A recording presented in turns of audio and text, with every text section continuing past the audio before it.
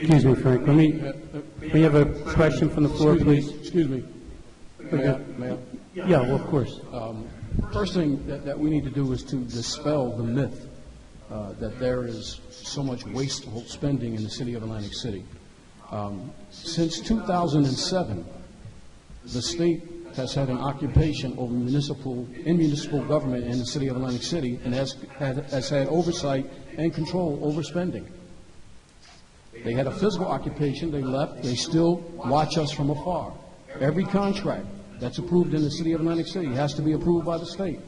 Every hire that comes on board has to be approved by the state. The legislature has made it, and the governor have made it such that we cannot increase our budget by more than 2% next year over this year, or this year over last year. So the myth about wasteful spending and all of these jobs and people tripping over themselves in the city of Atlantic City is a myth. Real quickly, you need to understand the components of the taxes that you pay. Only 49% is the local municipal property tax.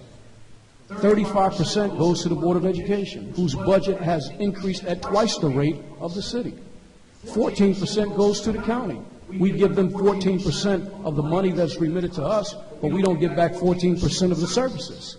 So what needs to happen is, first we need to have an honest dialogue and make sure that we are talking about a more equitable distribution of those tax dollars, how they come in and where they go. And finally, let me say this.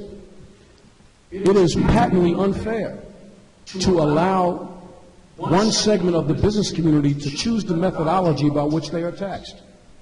When residents are laid off, they get no consideration with respect to their property taxes. But the casino industry, when their numbers are down, they're able to change the way that their properties are assessed. Who picks that up? The residents do. We read the paper this morning, another $48 million. That has nothing to do with the way we in city government are running the show.